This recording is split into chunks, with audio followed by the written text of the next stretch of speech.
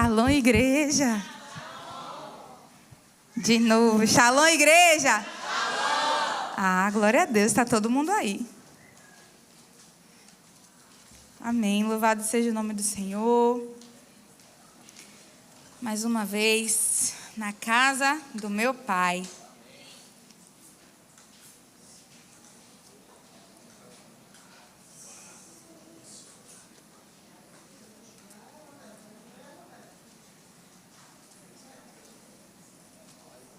Amém. Sejam muito bem-vindos mais uma vez, todos vocês que estão aqui presentes, quem está nos acompanhando pelo YouTube, pelo Instagram, sejam muito bem-vindos a mais um culto ao nosso Senhor, que é santo, santo e santo. Podem se sentar. Amém, glória a Deus.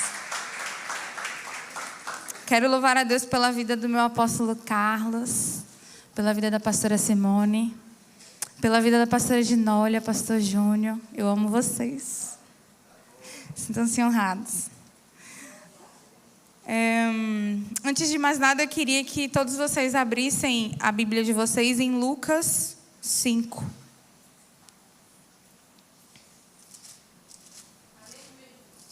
Amém. Essa é uma noite em que o Senhor tem algo extraordinário para derramar sobre nossas vidas. Algo muito grandioso.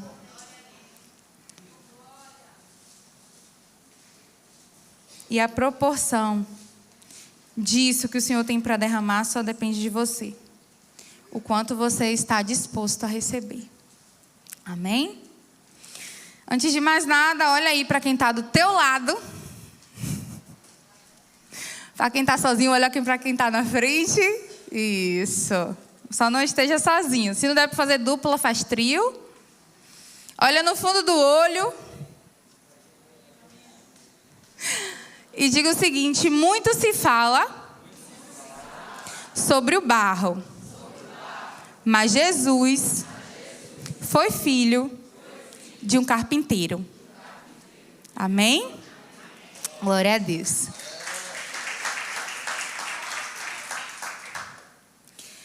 Lucas 5, no versículo 10 e 11, primeiro. Lucas 5, 10 vai dizer: como também Tiago e João, os filhos de Zebedeu, sócios de Simão, Jesus disse a Simão: não tenha medo, de agora em diante você será pescador de homens. Eles então arrastaram seus barcos para a praia, deixaram tudo e os seguiram. Lucas 9, 23.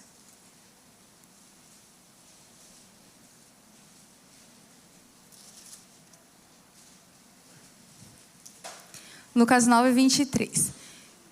E Jesus proclamava às multidões: se alguém deseja seguir-me, negue-se a si mesmo, tome a sua cruz dia após dia e caminhe após mim.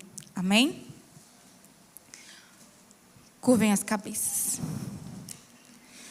Senhor, nessa noite eu quero honrar ao Senhor por quem o Senhor é, Deus. Queremos clamar pela presença do Teu Espírito nessa noite. Ah, Senhor, mas uma presença tão gloriosa, Senhor, a qual não sentiremos a necessidade de sair desse lugar. Ah, Espírito Santo, de nada tenho eu, mas também de nada tenho falta, porque tudo o Senhor já providenciou para essa noite. E eu me coloco, ó Deus, como um instrumento nas Tuas mãos, como matéria-prima nas mãos daquele que pode moldar e transformar. Toma minha boca, tudo que sou, tudo que tenho, ainda que seja nada, eu entrego diante do Senhor nessa noite.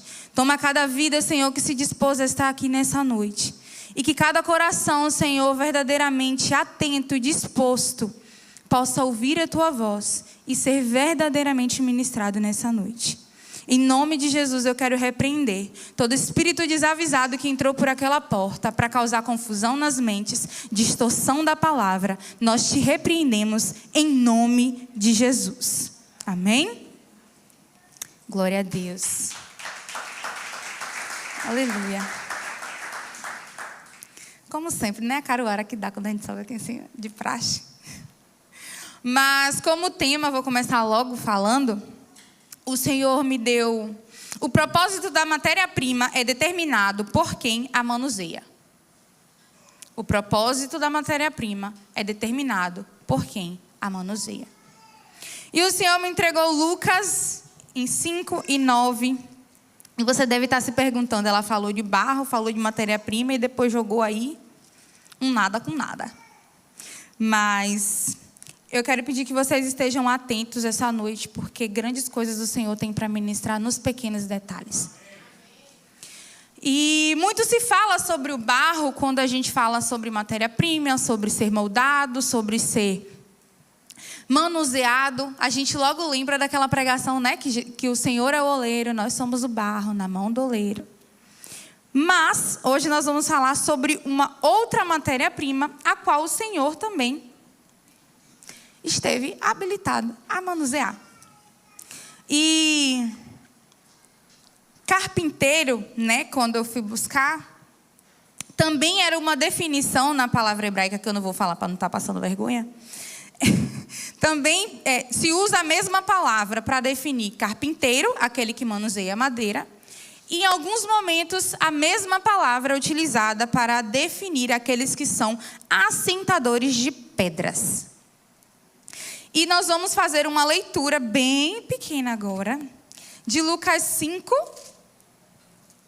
do 1 ao 11. E vai dizer o seguinte: certo dia, Jesus estava perto do lago de Genezaré, e uma multidão comprimia de todos os lados para ouvir a palavra de Deus. Viu à beira do lago 2 barcos deixados ali, pescadores que estavam lavando as suas redes. Entrou num dos barcos, o que pertencia a Simão, diga Simão, e pediu-lhe que o afastasse um pouco da praia. Então sentou-se e do barco ensinava o povo. Tendo acabado de falar, disse a Simão: vá para onde as águas são mais fundas, e a todos lancem as redes para a pesca. Simão respondeu: mestre, esforçamo-nos a noite inteira e não pegamos nada. Mas porque és tu quem está dizendo isto, vou lançar as redes. Quando pegaram tal quantidade de peixes que as redes começaram a rasgar-se. Então fizeram sinais e seus companheiros no outro barco para que viessem ajudá-los, e eles vieram e encheram ambos os barcos. Repita comigo: encheram ambos os barcos. Amém. Ao ponto de começarem a afundar. Quando Simão Pedro viu isso, prostrou-se aos pés de Jesus e disse: afasta-se de mim, Senhor, porque sou um homem pecador. Pois ele e todos os seus companheiros estavam perplexos com a pesca que havia feito. Como também Tiago e João, os filhos de Zebedeu, sócios de Simão. Jesus disse a Simão: não tenha medo, de agora em diante você será pescador de homens. Eles então arrastaram seus barcos para a praia, deixaram tudo e o seguiram. Aqui nessa primeira passagem, é uma história bem conhecida. É onde Jesus encontra Pedro, num lugar onde ele não tinha tido uma pesca bem sucedida. E nesse encontro, a gente percebe que Pedro recebe a primeira ordem do Senhor: vem, segue-me. E deixando tudo, a palavra vai dizer que eles arrastaram o barco até a beira, largaram lá e seguiram ao Senhor. Ainda nessa parte, a gente entende muito sobre renúncia. Pedro, nesse momento, ainda não Pedro, Simão, estava vivendo uma experiência extraordinária. A noite inteira ele pescou, não veio nada. E o Senhor escolheu simplesmente o barco de nada mais, nada menos que o dele, para subir, pregar ao povo e depois mandar com que ele pescasse. Eu tenho certeza absoluta que naquela hora, Simão deve ter olhado para Jesus até com uma cara de deboche. Mas amém, o Senhor está mandando, eu vou. E foi. Então nós tivemos o encontro de Jesus com Pedro, nós tivemos a primeira ordem: segue-me. Não só em viagem, mas em exemplo e renúncia. O Senhor não precisou insistir, o Senhor só disse: Bora. E ele borou. Lucas 8, 22.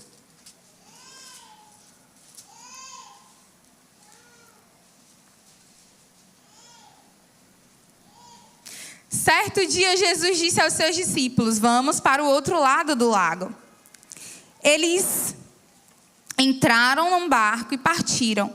Enquanto navegavam, ele adormeceu. Abateu-se sobre um lago um forte vendaval, de modo que o barco estava sendo inundado. E eles corriam grande perigo. Os discípulos foram acordá-lo, clamando: Mestre, mestre, vamos morrer. Ele se levantou, repreendeu o vento e a violência das águas. Tudo se acalmou e ficou tranquilo. Quem vocês acham que chegou para o mestre nessa hora e disse: não te importa que a gente esteja na beira da morte? Porque na minha cabeça não cabe outro discípulo aí. E nesse momento os discípulos tiveram uma experiência de poder com o Senhor. Eles puderam experimentar da paz do Senhor no meio da tempestade.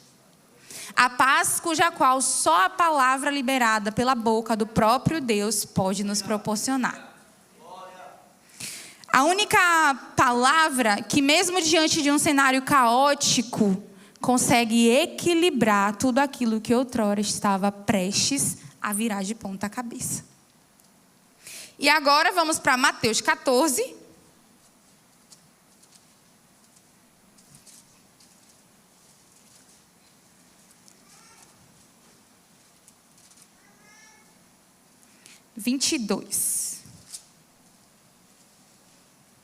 Logo em seguida, Jesus insistiu com os discípulos para que entrassem no barco e fossem adiante dele para o outro lado. Enquanto ele despedia a multidão, tendo despedido a multidão, subiu sozinho um monte para orar. Ao anoitecer, ele estava ali sozinho, mas o barco já estava a considerável distância da terra, fustigado pelas ondas, porque o vento soprava contra ele. Alta madrugada, Jesus dirigiu-se a eles andando sobre o mar. Quando o viram andando sobre o mar, ficaram aterrorizados e disseram: é um fantasma. E gritaram de medo. Mas Jesus imediatamente lhes disse: coragem, sou eu, não tenham medo. Senhor, disse Pedro, se és tu, manda-me ir ao teu encontro sobre as águas. Venha, respondeu ele. Então Pedro saiu do barco, andou sobre as águas e foi na direção de Jesus. Mas quando reparou no vento, ficou com medo e, começando a afundar, gritou: Senhor, salva-me.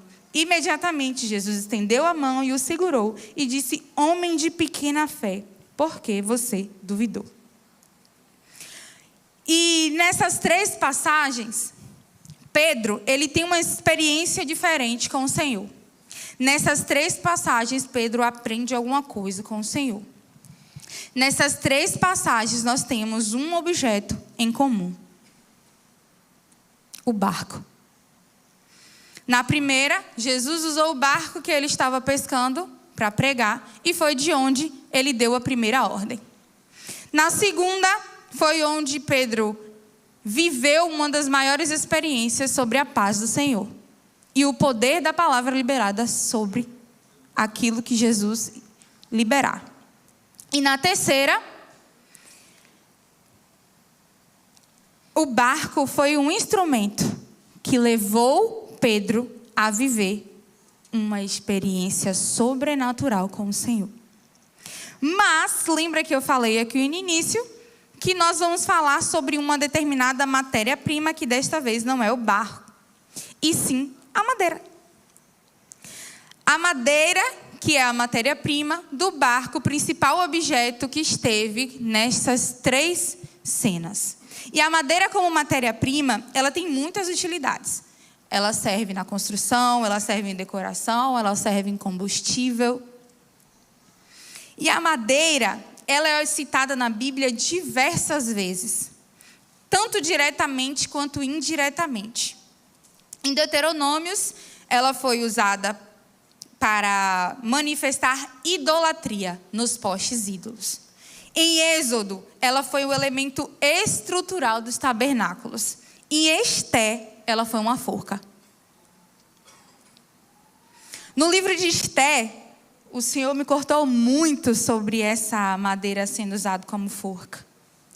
Porque a mesma matéria-prima que foi usada nas experiências grandiosas que Simão teve com o Senhor, também foi a mesma matéria-prima que foi usada para tentar destruir o povo de Deus. Mas o que determina o que é que essa matéria-prima vai se tornar é quem a manuseia. Você tem sido Amã? Ou você tem sido quem usa a madeira para te levar ao Senhor? Pedro, ele teve uma experiência de renúncia. E quando ele usou essa matéria-prima a favor dele para chegar a Jesus nessas 3 experiências, o barco levou ele até Jesus em diversas experiências. E quando ele permitiu que essa matéria-prima fosse manuseada desta forma, ele experimentou coisas extraordinárias. Ele se tornou um dos 3, íntimo do Senhor. E ele se tornou apacentador de ovelhas. A palavra vai dizer em determinado momento que o Senhor diz a Pedro: Pedro, apacenta as minhas ovelhas.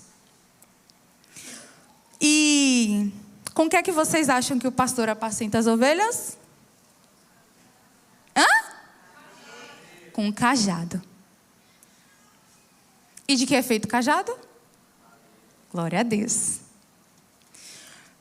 Tudo depende da forma como nós manuseamos.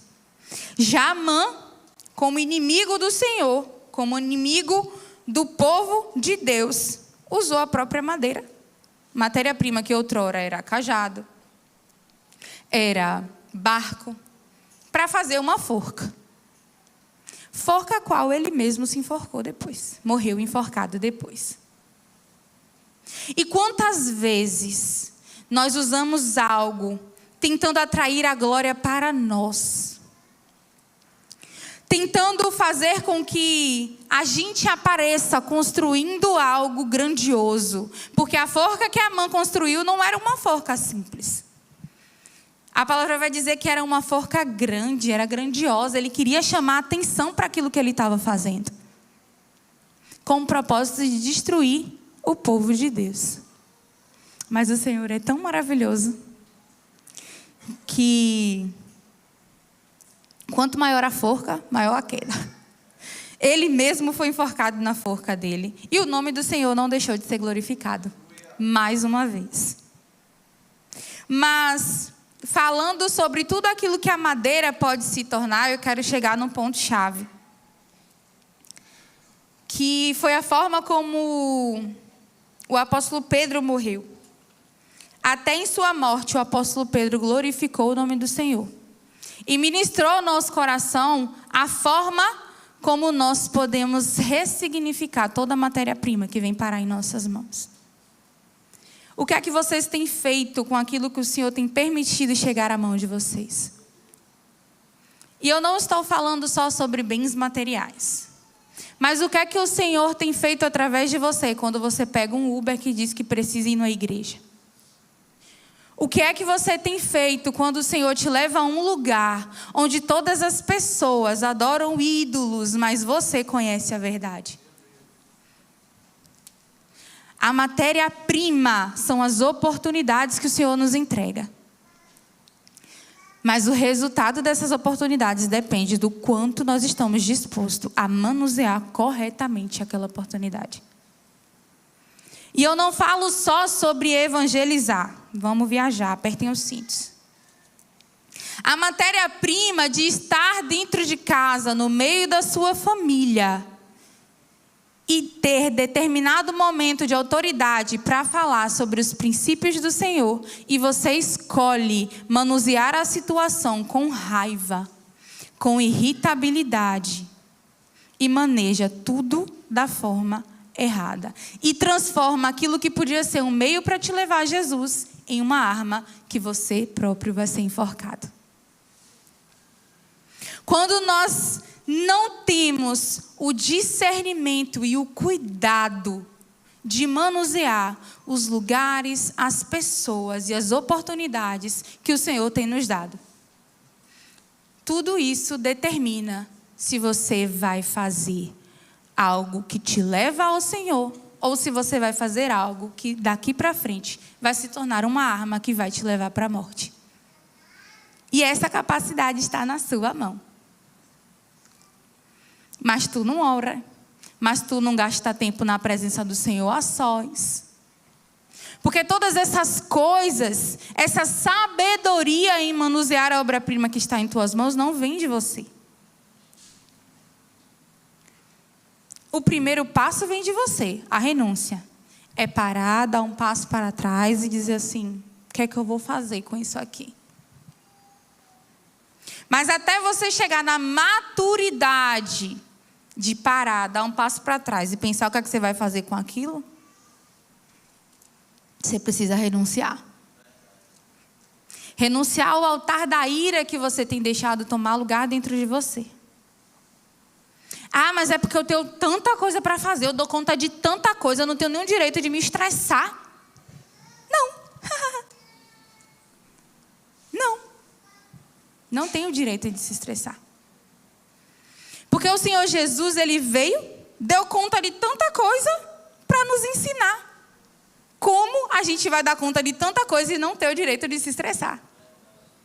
Ainda vai ter que ser manso e humilde. E isso não estava no roteiro. Mas hoje eu tive uma experiência que quem me conhece sabe que eu sou, em nome de Jesus, eu profetizo mansa, calma. E eu estava de plantão hoje o dia todo. E chegou uma pessoa para mim totalmente desequilibrada. E ela começou a falar 1 milhão de coisas. Sabe quando vem um caminhão-pipa assim, jorrando em cima de você, várias informações. E eu estava sentada assim, e eu já tinha sido ministrada de madrugada, e ela derramando tudo sobre mim, e eu assim. Eu vou entalhar essa madeira bem bonitinha, Senhor. Não vou destruir tudo, Deus. Em nome de Jesus. E ela falava. E eu na minha cabeça, o que é que eu faço com isso? O que é que eu faço com isso? O que é que eu faço com isso? E comecei a clamar, Espírito Santo, me dê direcionamento, porque eu vou ter que responder essa mulher. E se eu abrir a boca agora do jeito que eu quero abrir...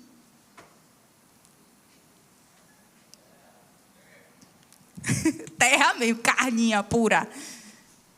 Eu comecei a clamar ao Espírito e disse, Senhor, me ajude a manusear essa situação. E aí quando eu abri a boca, eu disse, não, Senhora, calma. A gente vai resolver. Não tinha o que resolver, não tinha como resolver.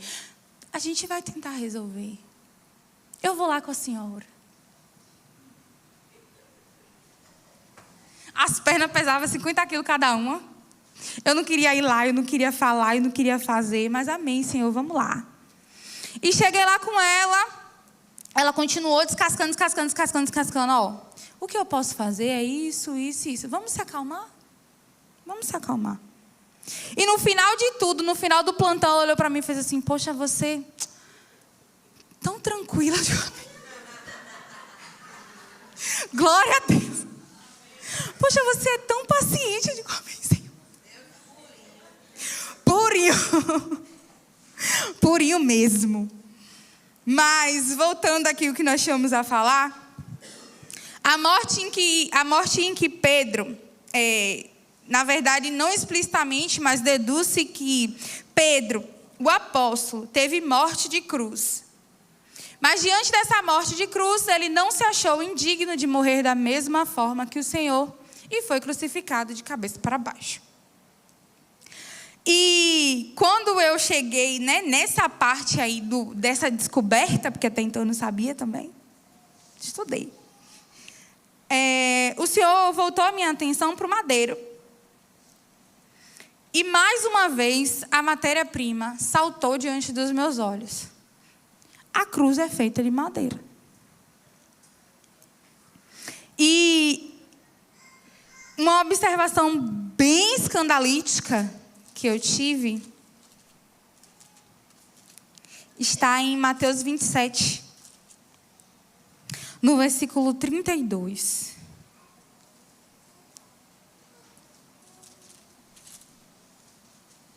Que vai dizer o seguinte: Ao saírem, encontraram um homem de Cirene, chamado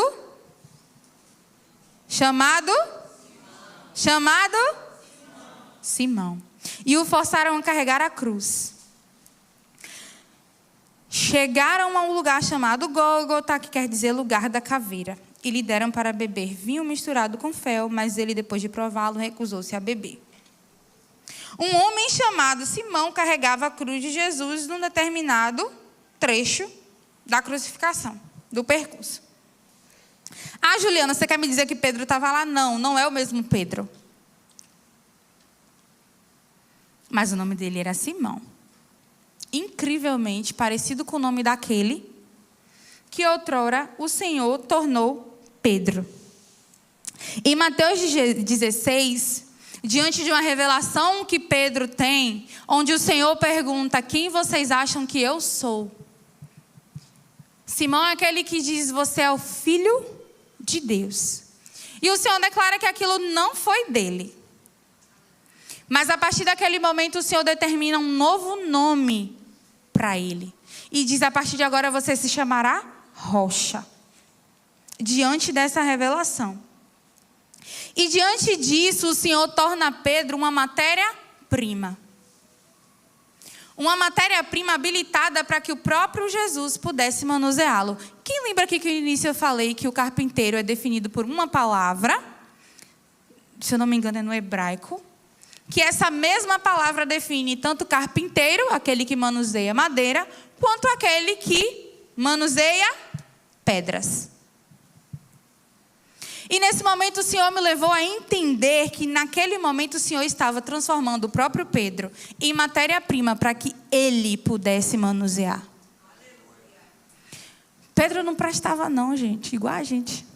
Não prestava não. Era tirado a dono da razão. Não prestava não. Mas ainda assim Pedro tinha o desejo de estar com Jesus. Pedro tinha a disponibilidade de pegar a matéria-prima que ele tinha à disposição para ir atrás de Jesus. Para cumprir aquilo que Jesus mandava. E quando o Senhor me pegou nessa parte, né, do nome em que o Senhor entrega para Pedro. Que a partir de agora o Senhor estava tornando ele manuseável. A partir daquele momento. Manuseável, essa palavra existe, pastora? Às vezes eu invento umas, né? Mas amém, glória a Deus. É variedade de palavras. Então, o Senhor, neste momento, diz a Pedro: a partir de agora, você se torna a matéria-prima a qual eu posso manusear. A partir de agora, começa o processo em que eu vou te assentar, como deduz a palavra. E o Senhor determina sobre ele as coisas que ele faria, torna ele matéria-prima. E é incrível que lá em Lucas 9, de novo, vamos voltar. O Senhor libera uma palavra tão poderosa que me fez refletir muito. Lucas 9, 23. Lucas 9, 23. Vai dizer o seguinte: Jesus dizia a todos: se alguém quiser acompanhar-me, negue-se a si mesmo, tome diariamente a sua cruz e siga-me. Pois quem quiser salvar a sua vida a perderá, mas quem perder a sua vida por minha causa, este a salvará. Pois que adianta o homem ganhar o mundo inteiro e perder-se ou destruir a si mesmo? Se alguém se envergonhar de mim, das minhas palavras, o Filho do Homem se envergonhará dele, quando vier a sua glória e na glória do Pai e dos anjos e dos santos anjos. Garanto-lhes que alguns que aqui se acham de modo nenhum experimentarão a morte antes de verem o reino de Deus. E no versículo 29...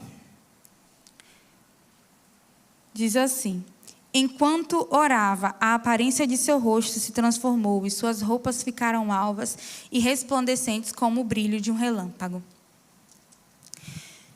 Quando eu terminei de ver tudo isso, eu disse assim, tá, ok, Deus. E nós lemos primeiramente 2 partes de Lucas, onde há uma referência que se conecta, e se a gente prestar atenção nos mínimos detalhes, o Senhor diz a mesma coisa 2 vezes. Em Lucas 5, o Senhor diz, deixem tudo e venham, sigam-me. E em Lucas 9, o Senhor diz, aquele que decidir deixar tudo, pegar a matéria-prima e usar ela para chegar até mim,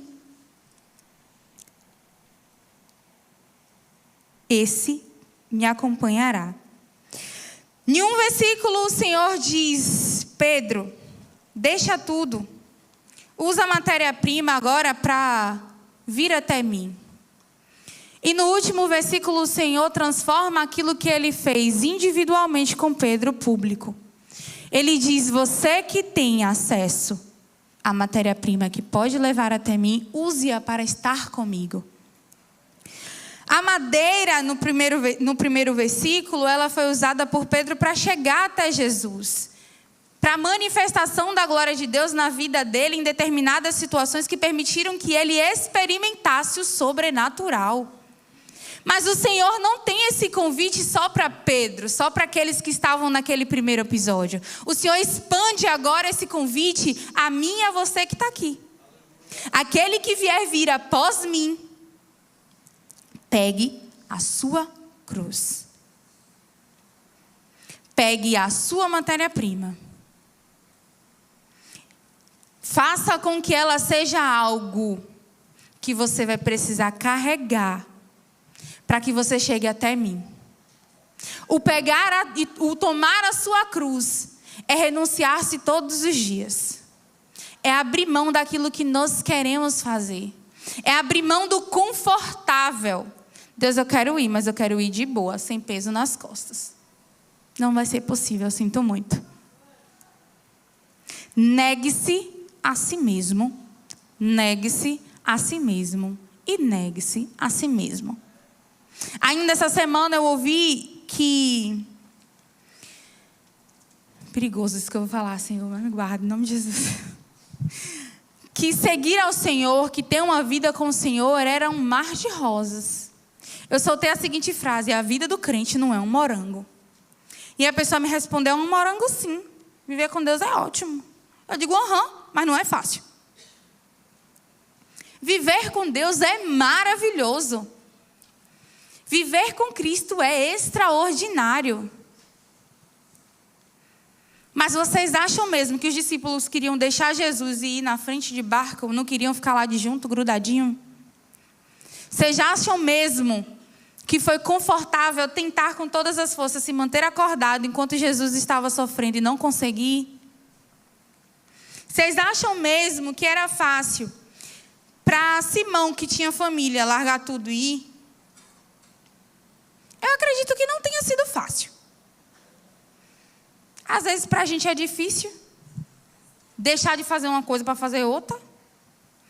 Às vezes para a gente é difícil abrir mão da certeza que eu posso pagar uma conta para dizimar e ofertar com fidelidade.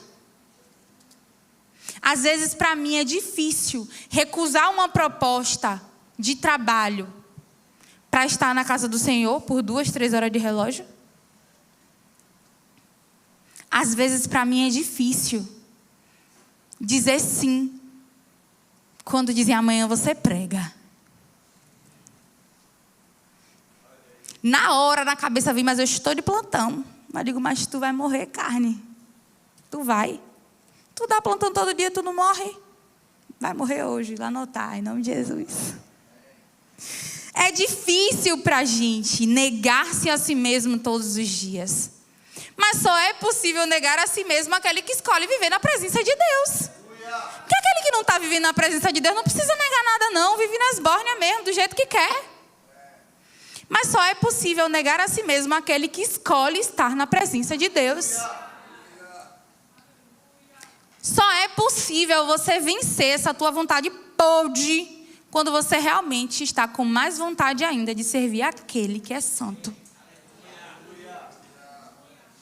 E quando você tem essa vontade de servir aquele que é santo, aí cai uma coisa que é bem pesada. Antes da cruz, a consciência. Bate fortão. A consciência bate. E é a partir daí que você entende que a partir daquele momento as coisas não vão ser mais leves. Vão ser cada vez mais pesadas. Porque além de carregar o peso da sua cruz, você ainda vai ter que caminhar. Você ainda vai ter que passar pelas buraqueiras, você ainda vai ter que ouvir lera o dia todo no pé do seu ouvido e saber manejar a situação carregando o peso da cruz. Porque o Senhor não diz, pega a tua cruz e senta aqui do meu lado. O Senhor diz, pega a tua cruz e bora. Pega a tua cruz e anda. A consciência caiu, não é para tu parar, sentar e chorar uma noite inteira a fio, dizendo, ai, por quê? Beleza, reconheceu, pega a cruz e anda. Vai atrás do Senhor. A vida do crente não é um morango, mas é boa demais. A vida do crente não é um morango, é aquela balafinha azedinha, dá um negócio, chega, dói aqui, ó. Mas é boa demais. É muito bom servir a esse Deus. É muito bom servir a esse Deus. É muito bom servir a este Deus. Que nos diz, quando você tiver a oportunidade de usar um barquinho para vir até mim, pega o barco, sobe em cima e vem. Quando você tiver a oportunidade de subir em cima do barco, porque eu disse, vai, sobe em cima do barco, não pensa. E vai. No meio do caminho eu te encontro. E se você estiver atento, você vai me ver no meio do mar. Se você estiver prestando atenção ao que está acontecendo, se você não estiver com sua atenção só voltada a remar, porque às vezes a gente confunde que o nosso auge, o nosso limite é alcançar a bênção. Mas esquece que a gente tem que viver a bênção adorando ao abençoador. A gente acha que o auge é viver o que Deus permitiu a gente viver. Mas o auge mesmo é viver o que Deus permitiu a gente viver, reconhecendo que Ele é o Senhor. É muito melhor. É muito mais gostoso. Amém. Louvado seja Deus.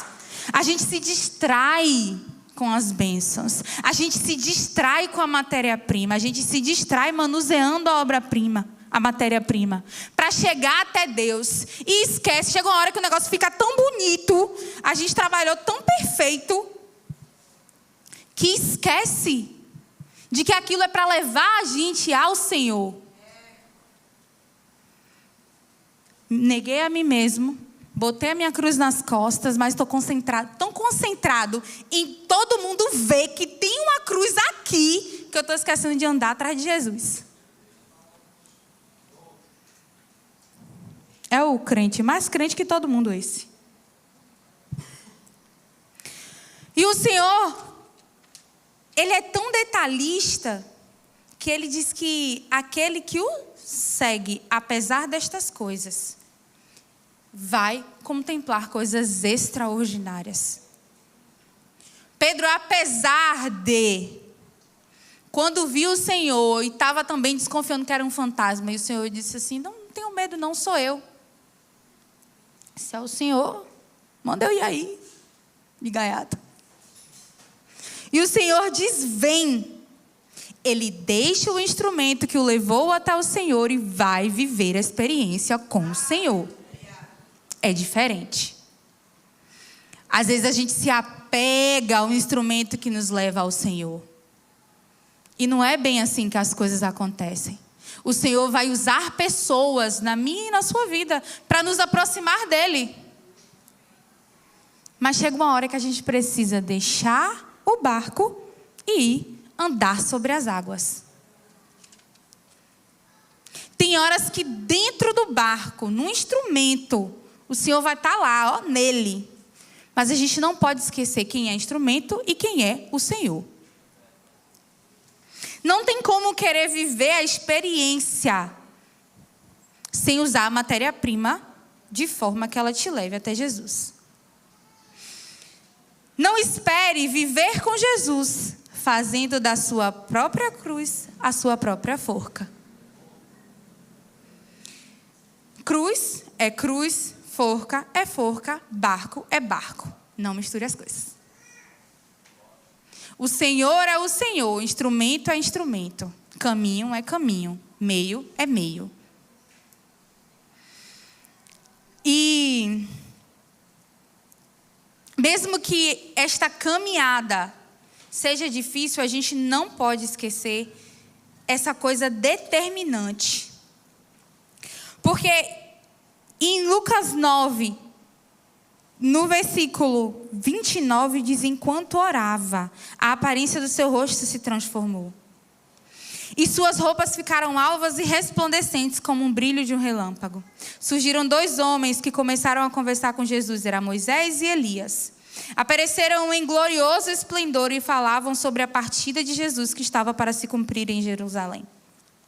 Não achem que vocês vão contemplar a promessa de ver o reino de Deus se vocês não seguirem ao Senhor.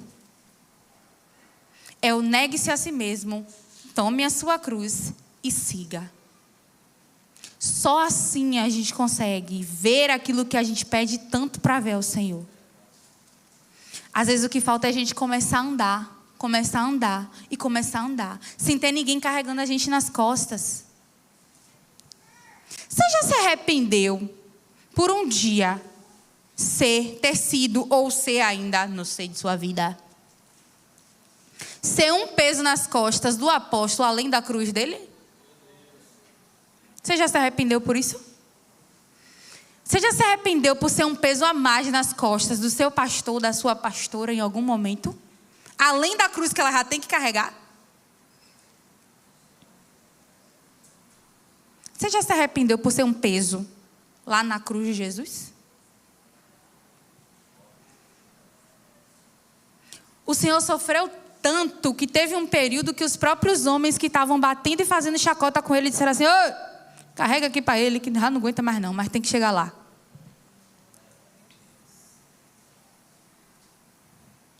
O Senhor suportou este peso por misericórdia e por amor de cada um de nós.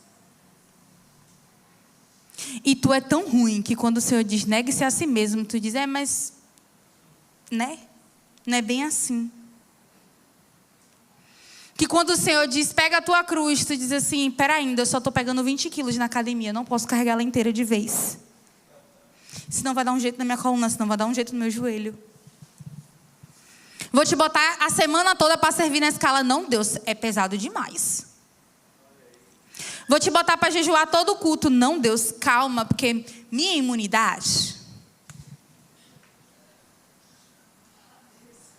Valeu.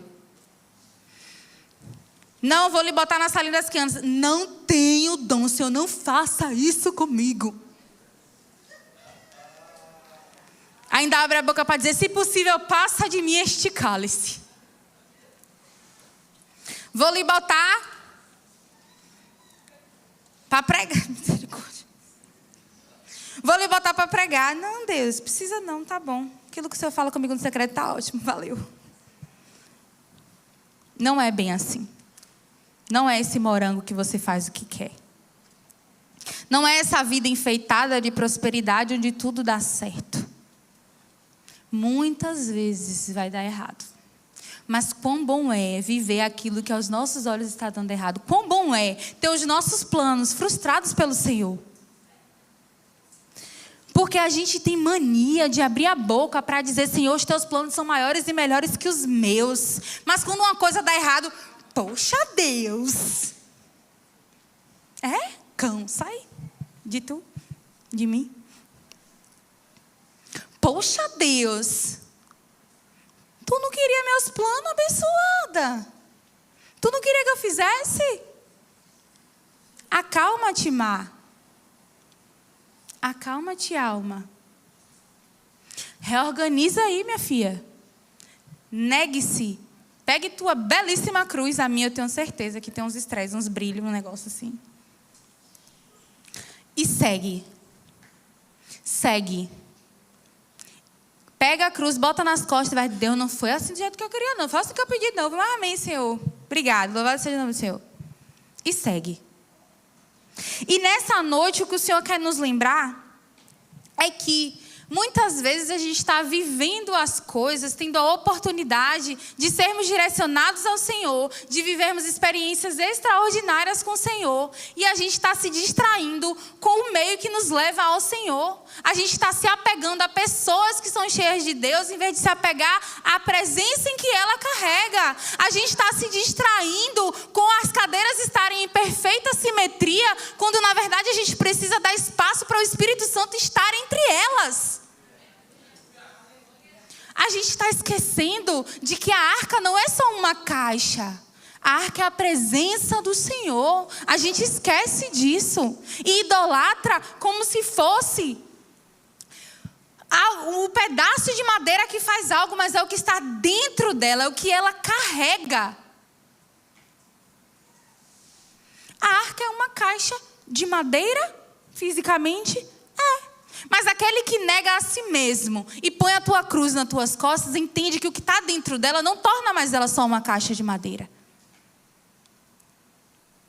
Aquele que nega a si mesmo, coloca a cruz nas suas costas e resolve seguir ao Senhor, entende que onde aquela caixa está, onde aquela arca está, a presença do Senhor está. E isso não pode ser ignorado mais. A gente ignora que daquela porta para dentro é culto. Ah, mas não deu 7h30 ainda não. É culto. A gente ignora que a escala que é lançada no início do mês precisa ser gerada todos os dias. Ah, mas eu só estou no final do mês. Beleza, mas o altar e o serviço é continuidade das suas 24 horas na sua casa. Que tipo de serviço você está prestando?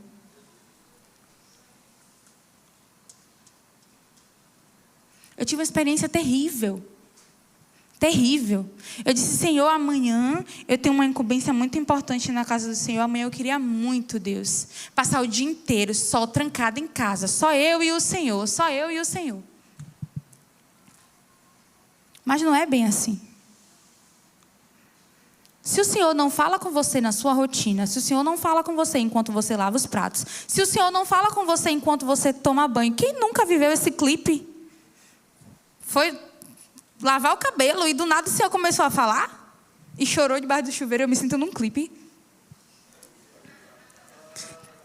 Gente, se vocês não têm esse tipo de experiência na sua rotina, não adianta querer subir no altar e dar reteté, porque não é. O altar não é onde as coisas começam, é onde terminam. E a gente não está entendendo isso. O altar é onde termina, e mais importante, é o fim das coisas que o início delas. O altar é que revela que nível de intimidade você está tendo com o Senhor. É o altar que revela a forma como você tem manejado a matéria-prima que tem caído em tuas mãos. É o altar que revela se você realmente tomou a decisão de negar-se a si mesmo, carregar a tua cruz e se tu está andando.